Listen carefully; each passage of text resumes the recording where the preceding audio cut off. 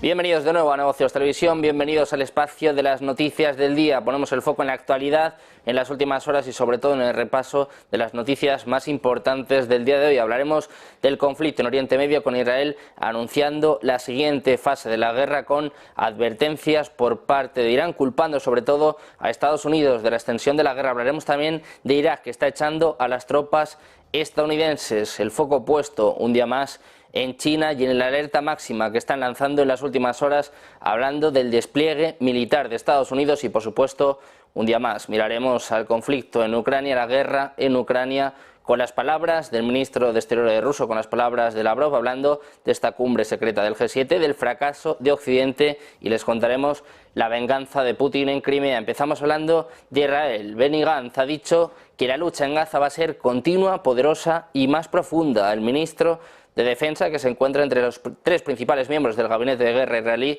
ha hablado después de una revisión operativa del sur de Israel. Dice Gantz: estamos listos para la siguiente fase de los combates, que va a ser continua, poderosa y más profunda de lo que jamás imagina.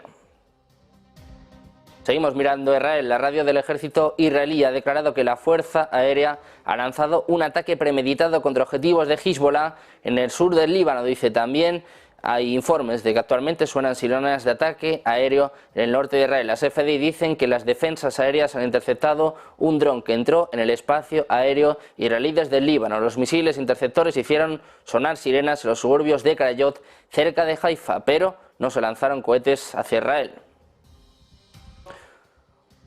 Un día más miramos a los intercambios de prisioneros. Israel, a través de Estados Unidos, ha propuesto un nuevo acuerdo de intercambio de prisioneros al mediador Qatar, según afirma el Canal 13 de Israel. Este acuerdo vería primero a Israel retirar sus tropas de áreas densamente pobladas de la Franja de Gaza y permitiría que mucha más ayuda ingrese al enclave. En la segunda fase, Hamás libraría mujeres israelíes cautivas, incluidas mujeres soldados y cadáveres de israelíes muertos, a medida que Israel se retira hacia zonas que serán debatidas mediante la mediación de Qatar y Estados Unidos. El medio de comunicación ha dicho que Hamás ha rechazado hasta ahora esta propuesta, ya que no exige un alto el fuego total mientras se intercambian los rehenes. Hablamos también de Estados Unidos. El Departamento del Tesoro ha anunciado sanciones contra un individuo y tres entidades que, según Washington, son responsables de facilitar el flujo de asistencia financiera iraní a los rebeldes hutíes en Yemen, que han estado, como saben, atacando Israel y las rutas marítimas internacionales. Entre los designados se encuentra el jefe de la Asociación de Cambiadores de Divisas en Sanaa y tres casas de cambio en Yemen y Turquía, según ha dicho el propio Departamento del Tesoro. Los designados, según dice Estados Unidos, han facilitado la transferencia de millones de dólares a los hutíes bajo la dirección del financiero con sede en Irán, designado por Estados Unidos, Said al-Yamal, afiliado a las fuerzas Quds de élite del cuerpo de la Guardia Revolucionaria Islámica de Irán.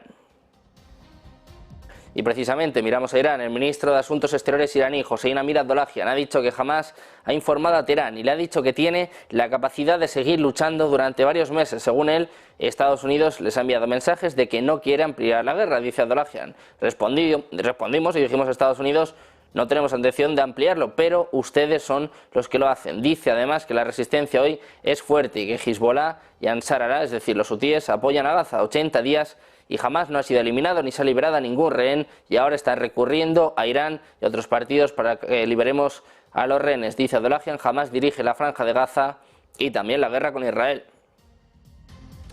Y seguimos hablando de Irán. El ministro de Asuntos Exteriores iraní ha acusado este jueves a Estados Unidos de prestar dinero para contribuir a la propagación de la guerra en Oriente Medio. Dice Abdollahian que Estados Unidos ha transmitido que no quiere una extensión de la guerra y que ellos respondieron diciendo que tampoco era la intención de Irán, pero sin embargo dice que no se puede comparar a Hamás con ISIS, que Hamás es un movimiento de liberación y que la resistencia hoy es fuerte y tanto Hezbollah como los rebeldes hutíes apoyan a Gaza. Miramos ahora a Irak. El primer ministro de Irak, al-Sudani, ha anunciado el fin de la presencia de la coalición liderada por Estados Unidos, citando preocupaciones de soberanía en medio de crecientes tensiones. Dice que están en proceso de reorganizar esta relación y que su gobierno está tomando medidas para poner fin a la presencia de la coalición internacional en Irak. Miramos también a Rusia. El ministro de Asuntos Exteriores ruso, Sergei Lavrov, ha subrayado la necesidad de romper el círculo vicioso de violencia que han sufrido generaciones de palestinos y ha pedido El fin de la injusticia, dice Lavrov, que es inaceptable justificar y mucho menos alentar ataques terroristas y responder a ellos mediante métodos de castigo colectivo en flagrante violación del derecho internacional humanitario. De Rusia pasamos a China. El Ministerio de Defensa de China ha instado este jueves a Asia-Pacífico a estar en alerta máxima mientras Estados Unidos intensifica el despliegue militar en la región. Todo esto después de informes sobre un plan estadounidense para reactivar un aeródromo en el Pacífico que lanzó armas atómicas de Japón. El ejército chino está prestando mucha atención a las medidas de Estados Unidos y va a salvaguardar firmemente los derechos marítimos, la seguridad y la soberanía de China en la región. Esto es lo que ha afirmado Gu Qian, portavoz del Ministerio de Defensa, en una conferencia de prensa habitual. A principios de diciembre, un general de la Fuerza Aérea estadounidense dijo al periódico japonés Nikkei que el ejército de Estados Unidos haría progresos significativos para recuperar el aeródromo de Tinian Norte de la vegetación selvática cubierta de maleza en los próximos meses, como parte de un plan para dispersar aviones a lo largo de la región del Indo-Pacífico a medida que crece la amenaza de los misiles de China. Este aeródromo, abandonado después de la Segunda Guerra Mundial, se encuentra en la isla de Tinian, parte de las Islas Marianas del Norte, territorio estadounidense y unos 200 kilómetros al norte de Guam. Seguimos hablando de China. El portavoz del Ministerio de Defensa Nacional de China, Gu Qian, ha instado al gobierno de Estados Unidos a abstenerse de brindar cualquier apoyo militar a Taiwán que pueda permitir al ejército local fortalecer sus fuerzas para un posible intento de independencia. Durante una conferencia de prensa ha dicho que ya ha advertido a las autoridades del Partido Democrático Progresista que confiar en fuerzas externas para buscar la independencia por la fuerza va a terminar en un fracaso. Ha sido una respuesta a una pregunta sobre los informes de que Taiwán habría enviado casi 600 militares a Estados Unidos para recibir entrenamiento sobre armas que Taiwán podría eventualmente recibir. Y seguimos con más noticias. Miramos ahora a Corea del Norte. El líder norcoreano Kim Jong-un ha ordenado al ejército, incluido su programa nuclear, que acelere los preparativos de guerra para contrarrestar lo que ha llamado medidas de confrontación sin precedentes por parte de Estados Unidos. En su intervención en una reunión en curso del gobernante Partido de los Trabajadores del país, Kim ha establecido las tareas militantes para el Ejército Popular y la industria de municiones, las armas nucleares y los sectores de defensa civil para acelerar aún más los preparativos de la guerra, según ha informado la Agencia Oficial Central de Noticias de Corea este mismo jueves. Seguimos hablando de Corea del Norte. Pyongyang aspira a estrechar vínculos con Rusia y desarrollar armas nucleares en 2024, según la agencia Bloomberg. El anuncio fue hecho por Kim Jong-un en una importante reunión política a la que asistieron altos funcionarios de su partido gobernante. Como señala Bloomberg, describió las misiones de combate del Ejército Popular y las industrias de municiones, armas nucleares y defensa civil para acelerar aún más los preparativos para la guerra. Kim también ha dicho que Corea del Norte va a expandir y desarrollar relaciones de cooperación estratégica con países independientes antiimperialistas, probablemente refiriéndose a Rusia. Hablamos ahora de la Unión Europea, que está preparando nuevos paquetes de restricciones antirrusas y el sistema de restricciones se va a ampliar y perfeccionar para evitar su elusión. Es lo que ha anunciado hoy mismo a los periodistas un representante del Ministerio de Economía alemán en una reunión informativa. Apunta que han aprobado ya el 12º paquete de sanciones en Bruselas, pero que le van a seguir nuevos paquetes. Dice que esto significa que el sistema de sanciones se va a ampliar y mejorar y que se van a detectar y suprimir las oportunidades de eludir estas medidas restrictivas. Es lo que ha dicho el representante del Ministerio de Economía alemán. A su vez, un representante del Gabinete de Ministros ha expresado en una sesión informativa la opinión de que en general el régimen de sanciones contra Rusia, desde el punto de vista del gobierno alemán, es muy eficaz. Dice, también es cierto que Rusia ha encontrado otros receptores para su petróleo, pero esto no es motivo para abandonar las medidas.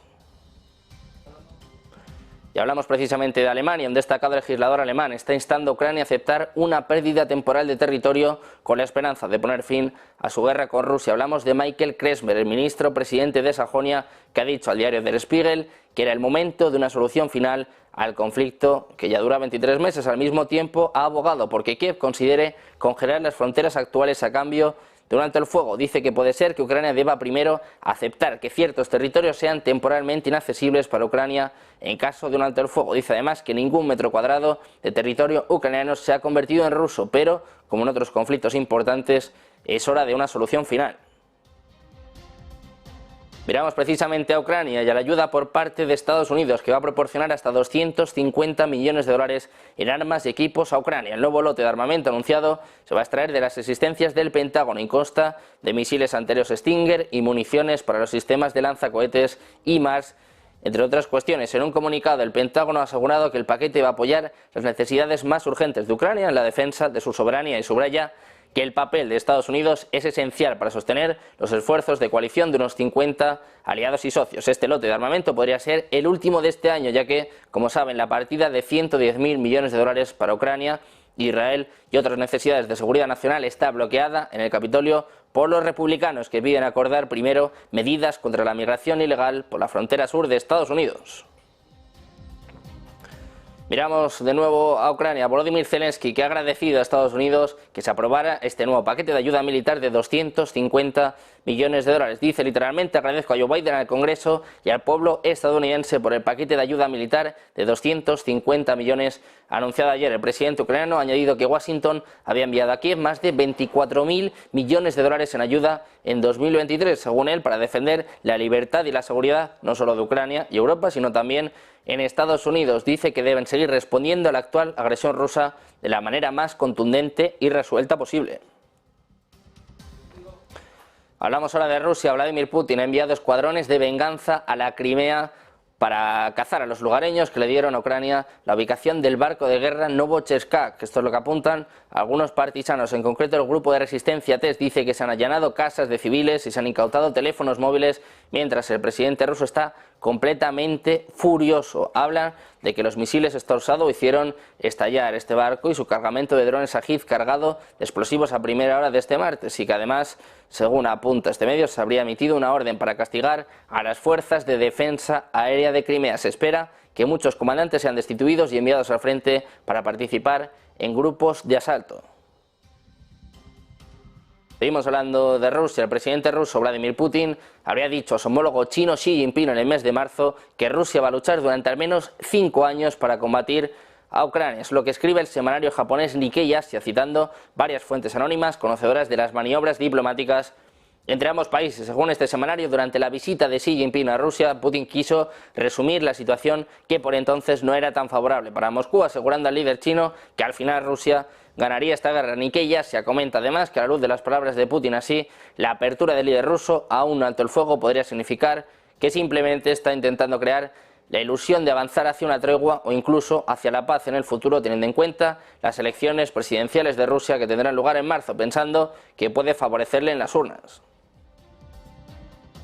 Miramos ahora a Lavrov, el ministro de Asuntos Exteriores ruso. Dice que están decididos a lograr sus objetivos en sus operaciones militares en Ucrania, añadiendo que lo que ha llamado la estrategia de Occidente para infligir una derrota estratégica a Rusia había fracasado por completo. Escuchamos a Lavrov.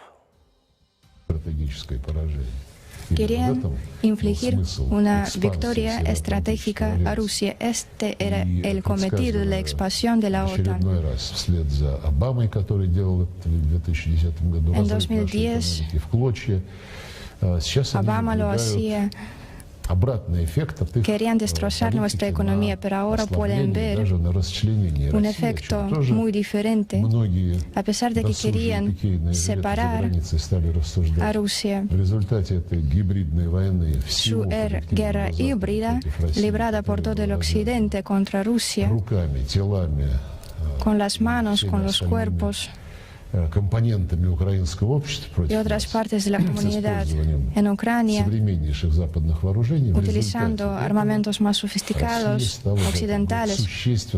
Pero a pesar de todo ello, Rusia se ha vuelto más fuerte. Seguimos mirando a Lavrov. Hablamos ahora de la reunión secreta del G7. Habla Lavrov de que Occidente acordó una fórmula de paz para poner fin a la guerra en Ucrania en una cumbre secreta hace más o menos 10 días. El ministro de Asuntos Exteriores ruso ha dicho en una entrevista con los medios estatales que la fórmula fue propuesta por Volodymyr Zelensky y que será discutida por el G7. Escuchamos de nuevo a Lavrov. Hace algunos días, 10 días, mantuvimos una reunión G7 con los países en desarrollo, donde no todos los países de la mayoría mundial participaron. Algunos rechazaron la participación, pero se celebró en un secreto total. No se dijo nada de ello, no hubo ninguna filtraciones y usted sabe. Y nosotros sí que lo sabemos, los que participaron en esta reunión de nuestros aliados cercanos, de los países con ideas afines, no guardan ningunos secretos que tienen que ver con la Federación de Rusia. Y acordaron celebrar una reunión más en enero y en febrero. Tienen previsto celebrar una cumbre de la paz donde esta forma de paz será aprobada. Lo que nos están diciendo, y eso se comprueba con diferentes fuentes, el Occidente dice que hay 10 puntos de Zelensky y no se puede hacer ni un paso atrás ni un paso por delante. Hay que aprobarlo como... Y miramos ahora a Ucrania. Mientras tanto, el Estado Mayor de Kiev en su diario informativo ha declarado que el ejército ruso intenta avanzar en 7 frentes en Donetsk y Lugansk. De hecho, el ejército ucraniano dice que habría repelido fuertes ataques en la región de Yarkov en dirección a Kupiansk, hasta Limán, hasta Serebriansk, en concreto en Lugansk. También dice que continúan los combates en el frente en Bakhmut y en Avdiivka, precisamente 2 lugares en los que ya anunciaba ayer el alto jefe del ejército ucraniano que está avanzando Rusia. Y precisamente en la misma línea, Ucrania, Kiev, está anunciando que los rusos siguen avanzando. Dicen que diciembre ha sido el peor mes del año, el mes más difícil para las fuerzas de defensa de Ucrania. Apuntan a que Rusia habría atacado Marinka y Avdiivka sin descanso, sufriendo algunas pérdidas, pero que han seguido avanzando. Dice que están intentando hacerse con el control de territorios antes de final de año o quizás tengan otros plazos, pero apunta que si tienen en cuenta el número de ataques y la presión que existe sobre sus unidades, el último mes de este año ha sido el más difícil. Es lo que ha declarado a la televisión ucraniana el portavoz del grupo de tropas Tavria, Oleksandr Stupun. Seguimos hablando de Ucrania, que dice que Europa no sabe librar guerras. Es lo que ha dicho el ministro de Asuntos Exteriores ucraniano en una dura reprimenda a Occidente. Dmytro Kuleba ha dicho al diario Kiev Independent que la industria de defensa del continente no ha sido capaz de satisfacer las necesidades militares de Kiev mientras intenta defenderse de Rusia. Dice Kuleba, Europa no sabe cómo librar guerras. La producción de armas no es el sector comercial más popular. Desafortunadamente, nuestros amigos han pasado demasiado tiempo deliberando sobre cómo y cuándo aumentar su producción de armas y municiones. Seguimos con más noticias y hablamos de Holanda. Los Países Bajos deberían estar mejor preparados para un conflicto con Rusia. Eso se aplica tanto a las Fuerzas Armadas como a la población en general. Es lo que ha afirmado hoy el jefe del ejército holandés, Martin Wiggen, en una entrevista con el Telegraph. Esto, dice, no significa que todo el mundo tendrá que empezar a usar casco, pero los Países Bajos deberían seguir el ejemplo de Suecia, Finlandia y los estados bálticos que tienen frontera con Rusia y donde la población está mucho mejor preparada para la idea de una guerra con su vecino mucho más grande. Wiggen, que dimitirá el 1 de enero, es comandante de las Fuerzas Armadas holandesas desde 2021. Miramos ahora a Argentina. Javier Milei ha presentado ante el Congreso argentino un ambicioso proyecto de ley que propone cambios fundamentales en la estructura política, social y económica del país. Hablamos de ley de bases y puntos de partida para la libertad de los argentinos, un documento que consta de 664 artículos y se incluye en la categoría de ley Omnibus, dada su amplia cobertura temática que abarca desde asuntos económicos y fiscales hasta cuestiones electorales. El proyecto de Milei será discutido en sesiones extraordinarias y no solo busca transferir al Poder Ejecutivo vastas facultades legislativas en muchas áreas, sino que también contempla medidas drásticas contra la protesta social. Según esta propuesta, cualquier congregación intencional y temporal de 3 o más personas podría ser considerada una manifestación punible con penas de hasta 6 años de prisión, siempre que se obstaculice el libre tránsito o la prestación de servicios públicos. Y terminamos mirando a Rumanía y Bulgaria, que han alcanzado un acuerdo con Austria para su integración al espacio europeo de libre circulación Schengen a nivel marítimo y aéreo a partir de marzo de 2024, es lo que ha informado este mismo miércoles el gobierno rumano. Dice, después de 13 años, Rumanía finalmente se unirá a Schengen. Alcanzamos un acuerdo político al respecto, es lo que ha publicado el primer ministro rumano, Marcel Ciolacu, Su propia cuenta de Facebook, por su parte, el Ministerio rumano del Interior ha declarado en un comunicado que había concluido un acuerdo político con Austria y Bulgaria para la extensión de la zona a las fronteras aéreas y marítimas rumanas y búlgaras a partir de marzo de 2024. Las discusiones sobre la apertura de fronteras terrestres fueron aplazadas al próximo año. Austria había vetado la entrada de ambos países a la zona de libre circulación, pero propuso como alternativa un Schengen aéreo a cambio de que la Unión Europea refuerce sus fronteras exteriores. Pendientes, como siempre, de la actualidad, del análisis de los mercados, de la geopolítica, de la economía, quédense porque hacemos una breve pausa y volvemos, seguimos con la mejor programación en Negocio.